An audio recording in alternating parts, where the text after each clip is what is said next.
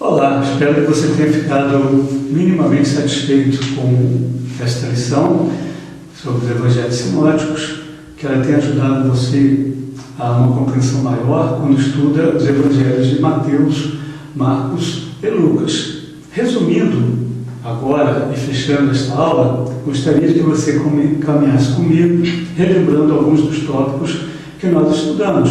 Isso vai ajudar você a organizar as suas ideias e preparar você para as lições a seguir. Nós estudamos alguns assuntos, ou enumerando esses assuntos, começamos pela própria questão sinótica.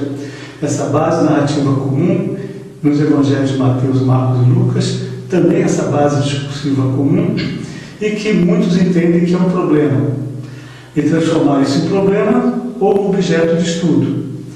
E enquanto objeto de estudo, nós afirmamos algumas coisas acerca dessa relação sinótica entre os evangelhos, incluindo aí também as discrepâncias, as diferenciações entre eles. Por exemplo, fomos capazes de discernir tanto a base narrativa comum e discursiva, quanto as diferenças que justificam o estudo individualizado de cada evangelho. Veja bem, você pode estudar os evangelhos no seu conjunto sinótico e pode estudar os evangelhos também na sua individualidade, na sua particularidade. Ao mesmo tempo, essa particularidade permite que você os observe no seu conjunto. Se você tem uma boa Bíblia, essa Bíblia já faz isso para você.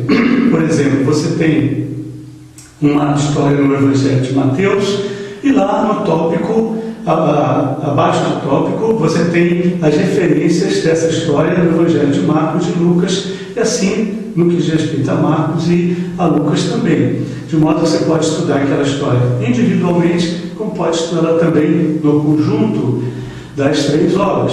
Ora, isso é importante que você entenda que a própria Bíblia, o próprio Novo Testamento, já te induz a esse tipo de compreensão sinótica dos três evangelhos. Agora, também vimos como essa base narrativa, discursiva comum, ela antecede aos próprios evangelhos. Naturalmente, havia já um evangelho e havia tradições ou modos de apresentar, de fazer, de constituir esse evangelho, que chamamos então de tradições orais e também escritas. Essas tradições refletem um período de tempo entre os anos 30 e 60, ou 65, ou 70, em que os cristãos, ou as igrejas, ou as comunidades seguidores de Jesus, constituídas a partir da atividade dos apóstolos ou da pregação apostólica, não tinham outro recurso a não ser a própria pregação apostólica. E isso constituiu também, ou fez com que se compusessem coleções, seleções, resumos da própria pregação, que remetiam, por sua vez, em muitos casos, à atividade pública de Jesus. Essa atividade pública de Jesus vai ser objeto de fé, vai ser objeto de testemunho, vai ser objeto de confissão, vai ser objeto de identificação entre os apóstolos, as suas comunidades fundadas e o próprio Jesus. Lembre-se que Jesus disse certa vez, acerca da última ceia: façam isto em memória de mim. Jesus pedia a recordação contínua dele mesmo, no meio das comunidades. Como isso poderia ser feito sem recorrer às histórias e aos discursos de Jesus, às coisas que ele fez e às coisas que ele ensinou? Você vai concordar comigo que isso é impossível de se fazer. Portanto, as comunidades precisavam guardar e precisavam reter a memória de Jesus, e guardar a memória de alguém implica guardar o que ele foi, guardar o que ele fez, guardar a partir do que ele fez e a partir do que ele ensinou.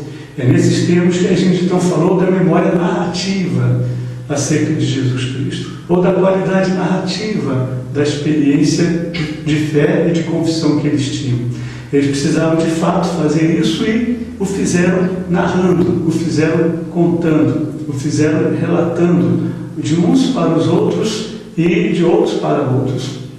Por isso que nós podemos falar de uma natureza narrativa, ou de uma fé narrativa, ou de uma fé narrada, que também pode ser chamada testemunhada. Porque cada pessoa que ouvia dessas memórias, cada pessoa que trazia consigo a memória de Jesus, também narrava essa memória a partir da sua própria lembrança da repercussão disso na sua vida. Quer dizer, também falava de si, também falava da sua fé.